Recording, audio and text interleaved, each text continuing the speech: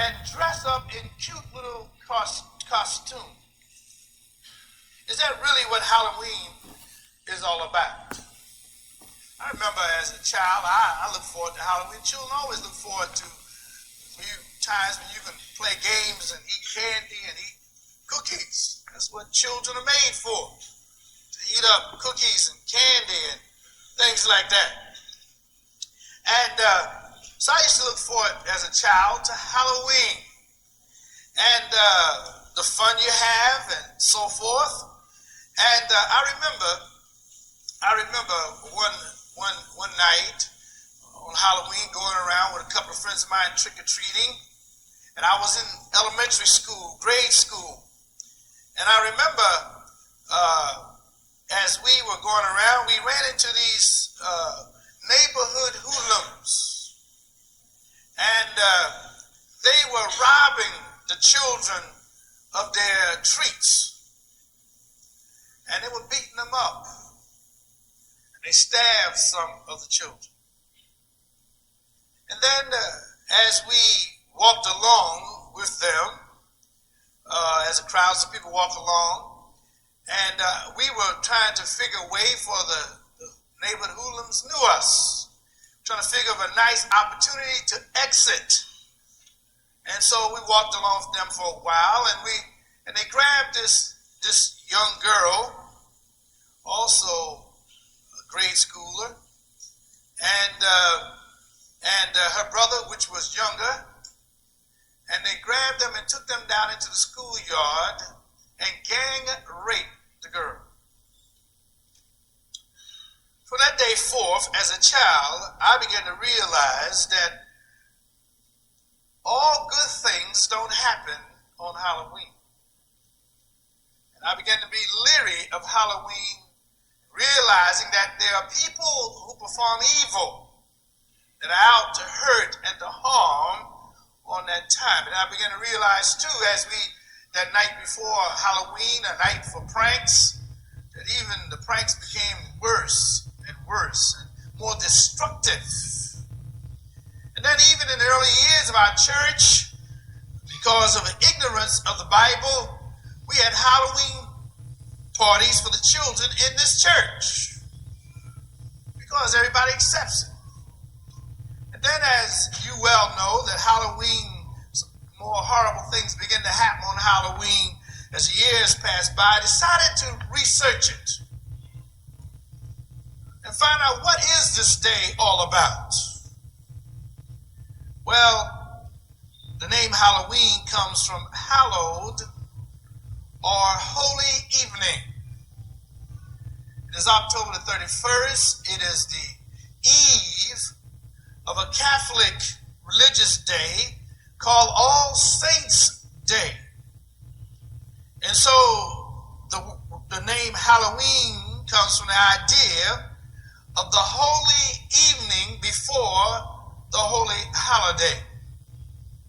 Now, there's nothing holy about the origination of Halloween, for it was in competition with the Christians celebrating All Saints' Day. The Druids, an order of priests in ancient Gaul and Britain, believed, it's very important that you pay attention to the word believe, because we're talking about religion here. They believed that on Halloween, ghosts, spirits, fairies, witches, elves came out to harm people. These pagan priests, they believed this. They believed in it. They believed that these elves and ghosts and witches would come out and harm people. They thought that the cat was sacred. They worshiped the cat. They thought that the cat was sacred and believed that cats had once been human beings, but would change as a punishment for evil deeds. From these Druidic beliefs comes the present day use of witches, ghosts, and cats in Halloween festivities. Halloween was thought to be a favorable opportunity for divinations concerning marriage, luck, health, and death. It was a day on which the help of the devil was invoked for such purposes. From the very origination of the day, it is devil worship. It is the most sacred religious day of modern day witches, females, and warlocks, males. It is devil worship. The devil's strategy is that we would not take him serious. That people today would believe that the devil is a myth. That he is some red person running around with horns sticking out of his head and a long tail from behind. There are a lot of pagan practices, evil practices in the world. And the Bible reminds us that there are only two forces in the world, good and evil. God is the head of goodness and righteousness and holiness. And the devil, who originally was an angel, became a falling and rebellious angel by the name of Lucifer. And after his fall, he is now called Satan, or the devil. There's been so many jokes and comedy made about the devil that even as I speak, I know that some of you really don't take it that serious. The devil will have us believe that he's not real, he's only a myth for this time. There will be a time later on, as the Bible predicts, that he will come out of the closet, as they say today, and he will incarnate a man. And people in this world will worship him outright. The Bible says that about the future, the things that are to come and the things that are to happen. Now, another thing during this time of year, Hollywood brings out some of the latest horror and thriller movies. And a lot of you take that as a joke too. Friday the 28th, 13th, I guess 28 by now. Chainsaw Massacre #3. It's a big joke. When you read the Old Testament, and we're studying the book of Exodus now, when you read Deuteronomy, and we're going to spend most of our time in Deuteronomy today, these were the practices of the Canaanites. These were the practices of people who did not know God. These are the practices of evil. Let me inform you that these things are real. We are warned in Ephesians that we wrestle not against flesh and blood or personalities of other people, but we wrestle against principalities, rulers of darkness, the evil one, the devil. And that we're told, and maybe next week perhaps, we're told that in the last days, before Jesus returns, there will be more demon activity. And there is more demon activity in America today than ever before. Usually, demon activity was associated with heathen lands, like Africa. Jesus Christ isn't glorified, and people are afraid of the evil spirits. And so there's a lot of demon activity in Haiti, where voodoo, again, a devil worship, in other places. But right here in America, in Philadelphia, there's more demon activity going on. Because you see, there are more people who actually believe and worship the devil today than ever before. There's nothing new about these things. But the strategy is still the same. The devil would have us believe that he's a myth, the same as Santa Claus. Oh, but we have problems with Santa Claus too, don't we? We said children ought to have some fun. Beloved, God would have us to worship him with all of our hearts, minds, and souls. The Bible teaches clearly that we are to live separated lives unto him. And if we expect God to bless our children and protect our children, and that they would grow up to be fine men and women, we as parents have to do what we need to do. And that is make a stand for God. We should not teach our children to believe in Santa Claus, because Santa Claus is a myth.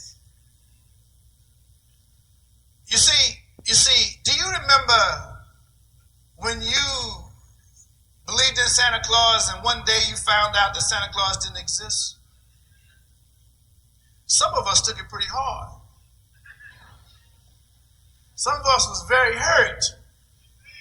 I remember when Santa Claus brought me a telephone. 3 weeks later, I found in the pantry the box that the telephone came in. My parents told me Santa Claus got to take the box with him. And then when I found there was no Santa Claus, I was upset. Matter of fact, I was a little angry about it, because my grandmother used to tell me, you better go to sleep on Christmas Eve. Santa gonna come, and Santa Claus is gonna come and put pep in your eyes. So you're terrorized. Now you know how difficult it is to go to sleep on Christmas Eve. And then you find out you was afraid for nothing, good for nothing. Santa Claus don't exist. And you see, beloved, if we're going to teach our children about Santa Claus, and we're going to teach our children about Christ, at some point, you see, for the world teaches that Christ is a myth. The world teaches that Christ is not Lord. He is not God. He is not deity. We're going to decide as parents, what do we really want? You're going to have your children to believe in the gods of this world, for Santa Claus is a god. You make your wishes to him, you write letters to him, and Santa Claus bring presents and gifts to you. They bring good fortunes, in spite of the fact that in the book of James, the Bible says, God is the Father of lights. He's the one that gives all the gifts and the good things to us. You see, we're in conflict with what the Bible teaches. We need to understand that. We need to protect our children more than any time before. You see, because I believe to stop your children from becoming drug addicts, you got to start very early today, where the children themselves will have some convictions. That they would have convictions early in life, and they would have a sense of right and wrong when we are not around, when they're under the pressure of their friends, when they're under the pressure of trying to be accepted by their friends, that they will have a conscience. They will be strong enough to be able to say no to some things and some evil. But they're not going to understand that unless they start understanding things that are serious at an earlier age. One of the problems with our children, they play too much. And we don't get them to even think. That's why they have so much trouble in school. They don't think. We put them in front of a TV. We let them play all the time. We never even talk with them ourselves, most of us as parents, to talk about things in life. That's why the book of Proverbs was written. as an example that parents are to sit down with their children and talk about life. Turn the TV off and talk to your children. That's how you build a relationship. A lot of the problems having our families today because we just given over to the things of the world. I'm not talking about things not necessarily sinful. The TV alone is destroying families. You can't have a relationship if everybody's looking at television. So we have to make our minds up as parents, Christian parents. I know as well as I speak, so many of you will ignore everything I've said. I know that to be your children one day, we'll have to try to help out, and I don't mind. That's what God called me to. But I wish to God you would believe and understand the seriousness of it. Then now, if you don't believe me, you go to your encyclopedia, you go to your research books, and you look at Halloween yourself. I only gave you a little bit of it. You go back and study for yourself. Now, if anything originated evil, how can we as Christians be a part of it? Am I asking you to do something unreasonable? Jehovah's Witnesses don't participate. And they don't believe in Christ, and they go in hell. Jehovah's Witnesses don't mind being persecuted because they don't celebrate even Christmas. They don't celebrate, they don't take part in any of the holidays. Black Muslims don't eat barbecue. You ain't giving your ribs up for nobody.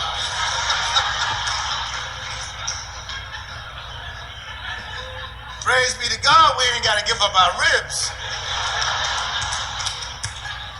But understand, these are false religions. People believe in false gods, and they're willing to do more than the average Christian is willing to do. Go down the street, them ladies wrapped up, you can't see nothing but eyeballs. They're not exposed to any part of their body. Some of the greatest fights that husbands have with their wives about how they dress. Christian women, it's about time we become soldiers. That we understand that our captain is Jesus. And that we have a different lifestyle. There's nothing wrong. What's the difference? There's nothing wrong with Christmas. There's nothing wrong with telling your children there is no Santa Claus. You still give them presents. You still give them gifts. And the gifts is what makes the children's heart glad. And in spite of the fact, like I warn some of you who be faithful to this, in spite of the fact you teach your children there is no Santa Claus, they still gonna believe anyway for a while. Because they're getting it in school, they're getting it every place, they're getting it on television, they want to believe. But your children will grow up stronger if they don't believe in such foolishness. And that's what it is. Foolishness. We think we are civilized. We think we are enlightened people. And we run around here doing the things that pagans did 300, 400 years ago. We're supposed to be an enlightened society, and we can make the chainsaw massacre. You know, as I travel in some of these hotel rooms, they have this free TV. And that's how I got to see one of the Friday 13s, don't know which one. And one of the things that amazed me, a long time ago, studying the Bible, I saw in the Bible how that the devil is after our minds. And that God wants our minds. And so often in the Bible, God challenges in the New Testament, renew our minds in the Word. Get more of God in you. Get more of His Word in you. And out of curiosity, I watched it. And here, the theme is sex and murder. And 1 minute you arouse sexually. And right in the midst, as folk are having adultery and fornication, someone cuts their heads off. Now that's freaky. You sexually arouse 1 minute and then horror the next minute. See, let me tell you something. The devil want to mess up your mind. And I want you to understand, read your paper, read your newspaper. Right here in Philadelphia. You got these people in this freaky sex. Where do you think it comes from? It's no joke. Where do you think this man killed all them women in there, having sex with them, dead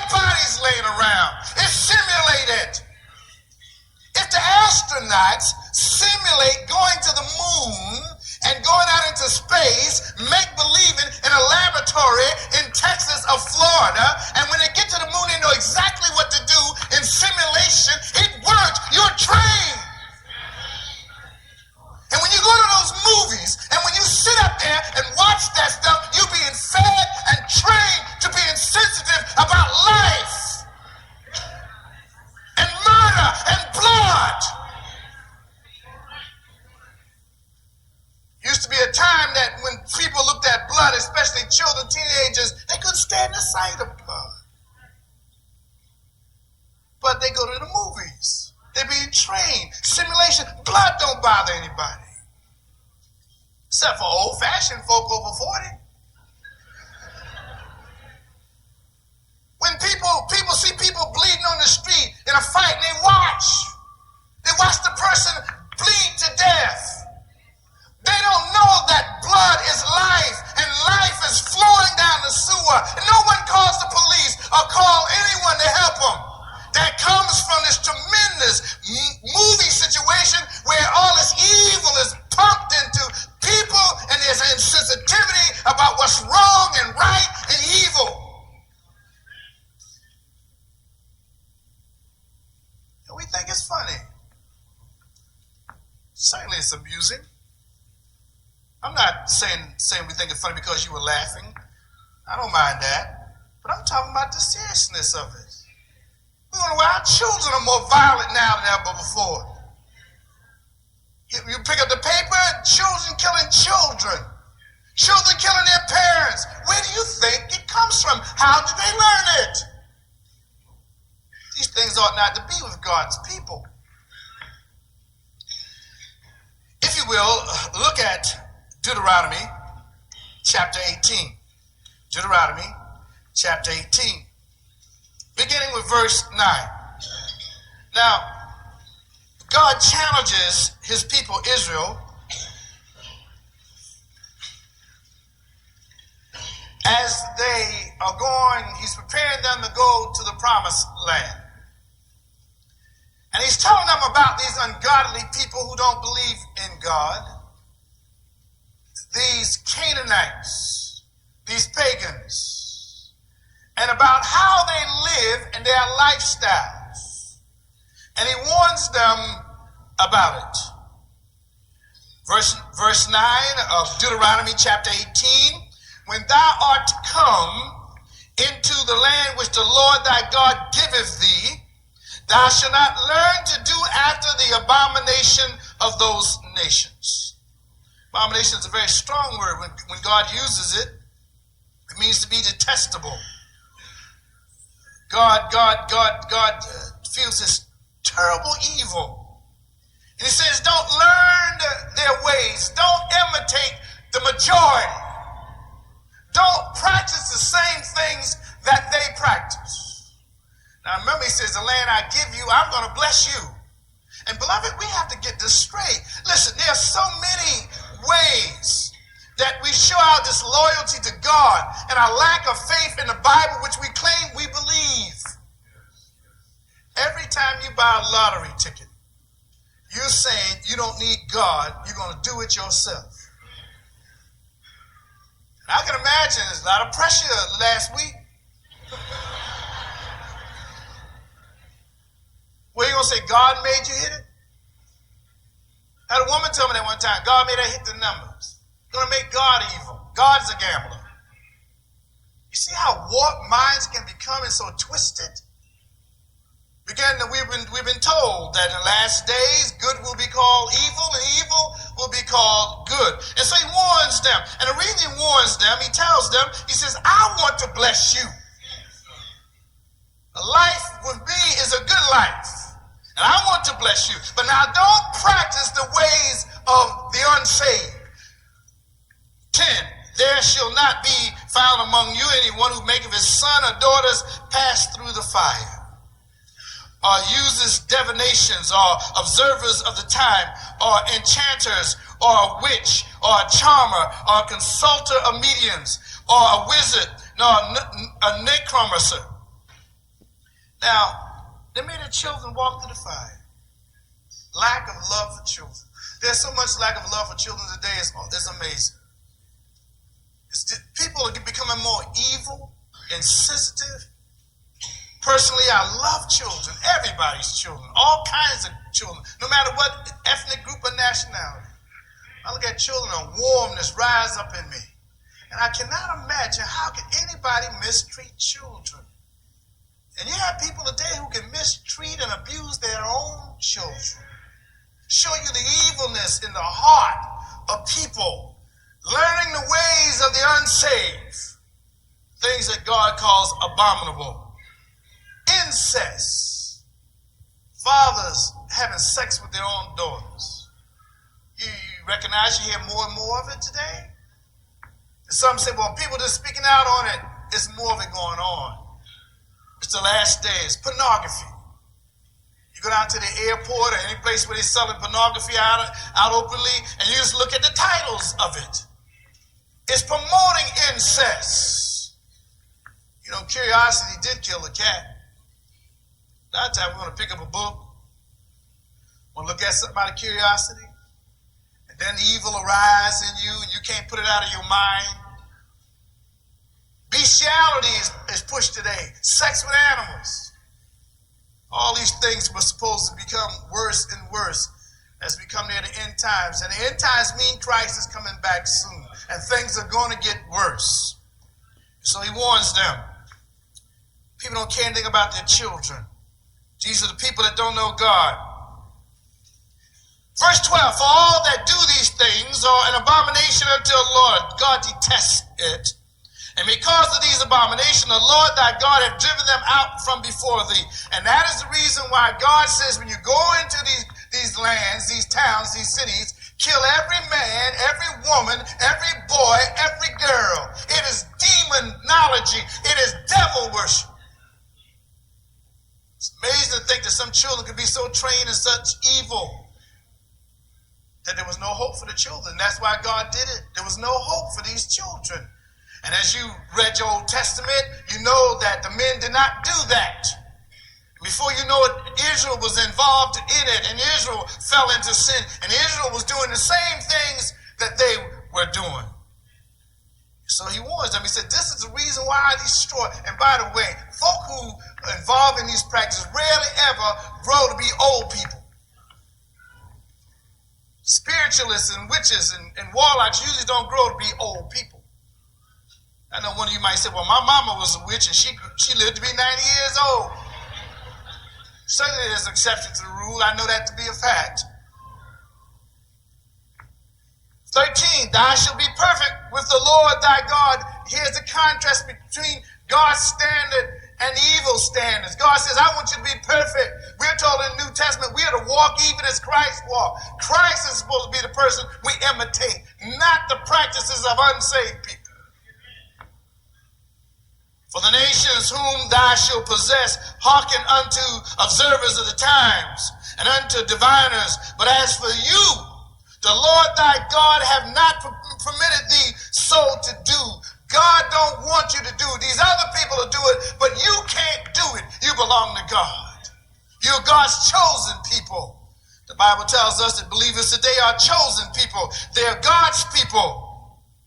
We are forbidden to carry out these detestable practices. Such practices were wrong because they denied the authority of the true and living God over circumstances and people. Whenever you start dealing with good luck, bad luck, and magic, and that's what magic was. Good luck, bad luck. Good things that happen in your life. If you go to the right person or the right things happen. Superstition. It denies the authority of God over people. When you read the Bible, God makes it clear. Serve me and I'll bless you. Walk right before me and I'll bless you. All good things come to those who love the Lord. You see, you can only make that judgment according to your own life, too. You can't judge somebody else's life. That's where you get all fired up. We look at this person that goes to church every week, and we say, wow, look at, they're having a hard time. How can that be true? You don't know what they're doing personally in their lives. You're not with them 24 hours a day. Some of the biggest hypocrites come to church every Sunday. You can't make a judgment on it. The only person you can judge is yourself. Are you living right before the Lord? David says God is always faithful and consistent. And a lot of people here today will tell you it is true. God blesses the righteous. So we don't need good luck, bad luck, rabbit feet, lucky underwear. Yeah, lucky underwear. There's some people, because they go to a job interview, and brother might have his favorite shorts. These are shorts I wore when I got my job. So these are lucky shorts. Horseshoes up in the house and other witchcraft and superstitious type of things. These are the practices people practice before they come to God. When you come to God, your mind's supposed to be enlightened, taken away from darkness. There's light and darkness in the world. Let's look at some of these things listed here. First of all, before we go to the list, this is a denial of God's authority over circumstances. The Bible teaches that God controls the world. The future is determined by our moral behavior, not magic, not good luck or bad luck. Our moral behavior determines what kind of life we're going to have here on this earth, whether it's going to be a blessed life or a cursed life, not good luck or bad luck. Using magic to manipulate our circumstances is an attempt to ignore God's ethical laws which promote life and blessings. We want to go to somebody that's going to tell us the future, or somebody to bless us. And I'm going to show you a little later on in the scriptures that there are men, there are preachers that call themselves Christian preachers that are doing the same thing in the church, using the name of Christ. And some of these guys, as we call it today, are preaching the gospel of prosperity. All you got to do is claim it, and God will give you whatever you want. It is false. It is the same thing that these people practice, and so you got these false prophets that rise up for their own fortunes and gains, and they tell people a lie about what they want.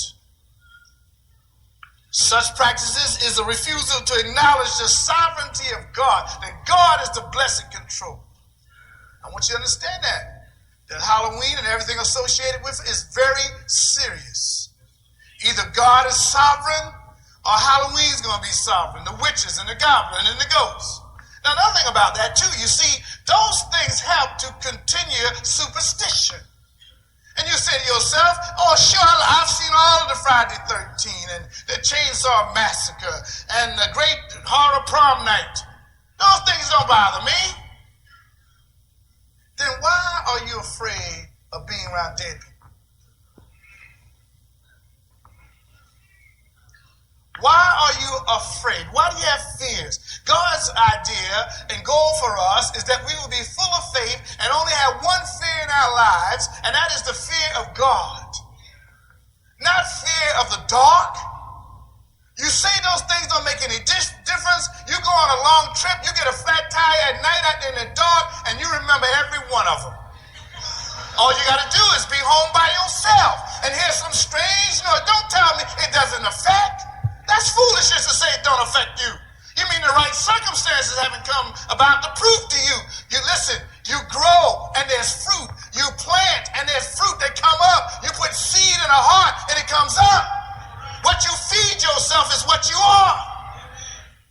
When you see that stuff don't affect you, why do you think they pay billions of dollars a year for commercials and say the same little minute or 2-minute commercials over again? Because it affects the mind and it makes us buy things that we wouldn't necessarily buy. There is an effect on our mind by those things. And a lot of us allow our children to look at those things, and our children are 17 years old and still sleeping with a light in their room. And there are grown people that keep a light on for the kids.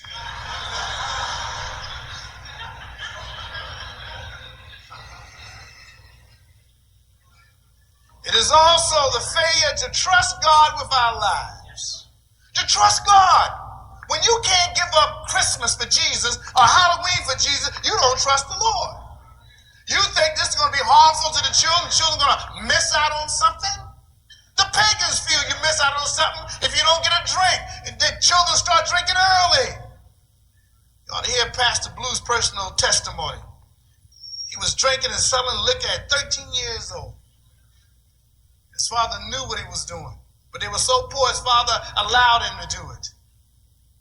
You see, children can learn evil at a very early age, and God saved Pastor Blue at an early age too, because he was on his way.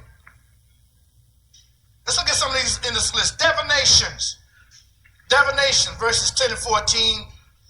Give false prophecy or seek to determine the will of the gods by examining and interpreting omens. You want to know about the future. You want to see Sister Suki, a Sister Athea. Want to see whenever you're going to get married. When will your man come in your life? Or you want to get your husband back. Go see the root woman. Put these little, what do you think that is? It's in our background. It comes out of the South. And from the South, it comes out of Africa. Devil worship. And those things are still practiced today by people who have PhDs, who don't know the Lord, and who are not faithful to God, believing in superstitious and all those kinds of things. And then sorcery. Cast spells to control people or circumstances through power given by evil spirits or demons. And demons are real. Demons are real. And then omens tell the future based on signs and movements of birds and fire and other things. Astrology. You say you don't believe in it, right? Then why is it that you know your sign? Praying for a wife, praying that God will send you the right woman, the right man. And one of the first things you want to know is what is your sign? Because, Taurus the bull don't get along with, but you say you don't believe in it. We believe in that. What you practice, you believe. And some people cannot even get out of the bed until they read the newspaper in the morning to see what the day is going to be like. And some people will go back to bed. This is this enlightened society we're in, that you're going to look up at some stars and the stars are going to control your life. That's what astrology is. And it's not fun and games either. You know what's nothing is strange? We run around with these gold medallions around our neck and don't even know what we're wearing. Some of these things we wear around our necks come from the gods and the demonologies out of Egypt. The ones that are most popular that you're wearing, you don't even know we're wearing demonology around your neck. You're talking about having bad luck. You're not going to have bad luck. You're going to have demons living with you. And you're going to think your luck is bad. You ever see these little wiggly things like a little snake? You got one of those around your neck? You ever seen the one with the woman's head on it, the Egyptian woman? All of that is idolatry. And you got Christians running around it and with a cross on their neck at the same time, freaking the demons out.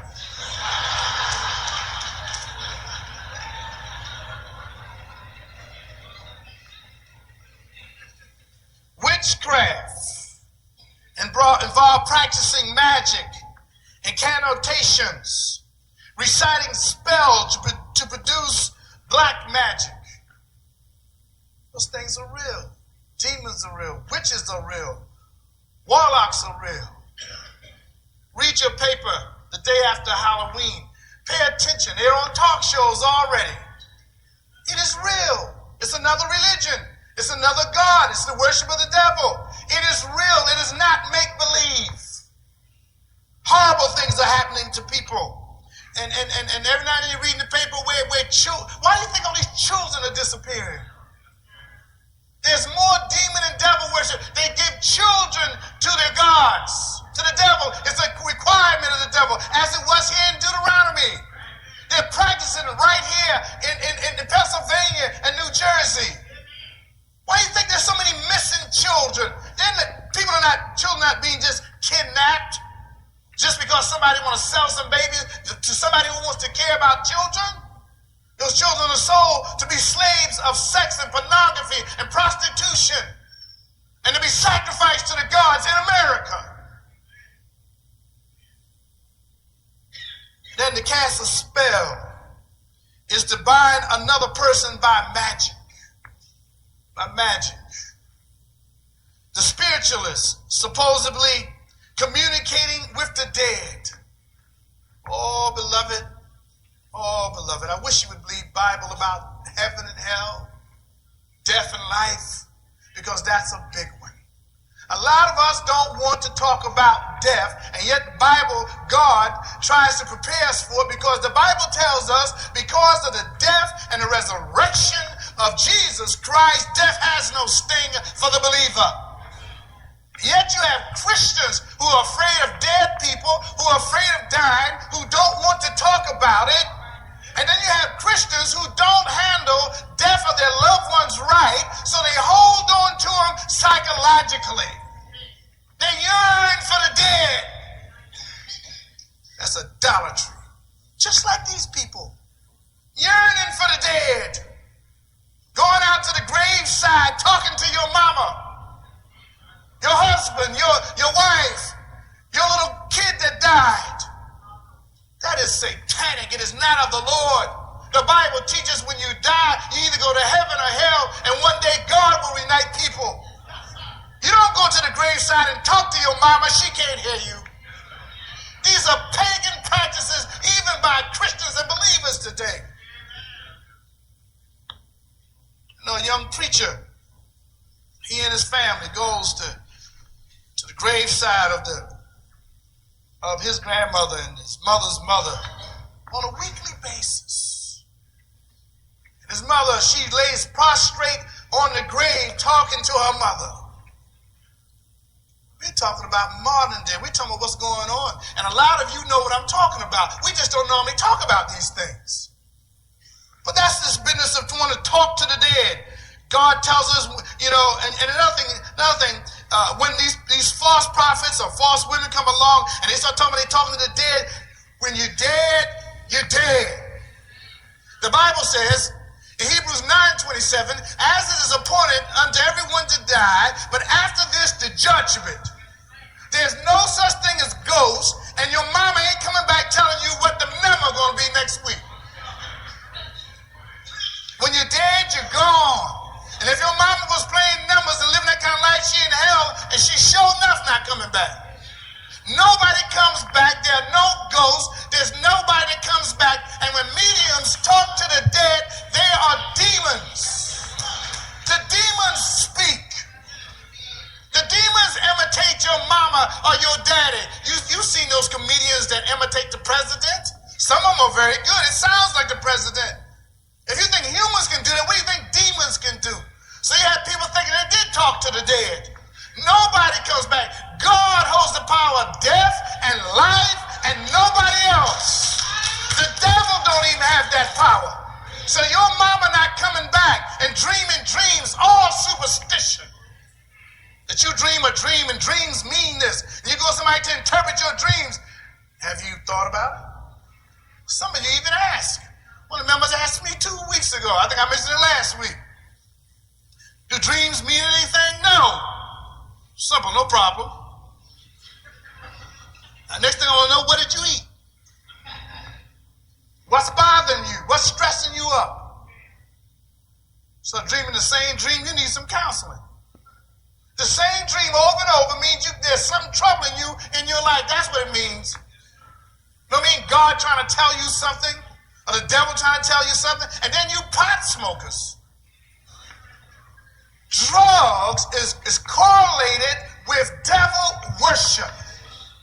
Every place where there's devil worship, there's some narcotic that's used that gets involved, alcohol or something, because when you break down the will with some other kind of outside medication or chemical, you break the will down. And then the devil can have his way. Some of y'all went around with dreadlocks. Think it's cute. Dreadlocks come straight out of the pit in Jamaica and Africa. And that part of religion is to smoke pot.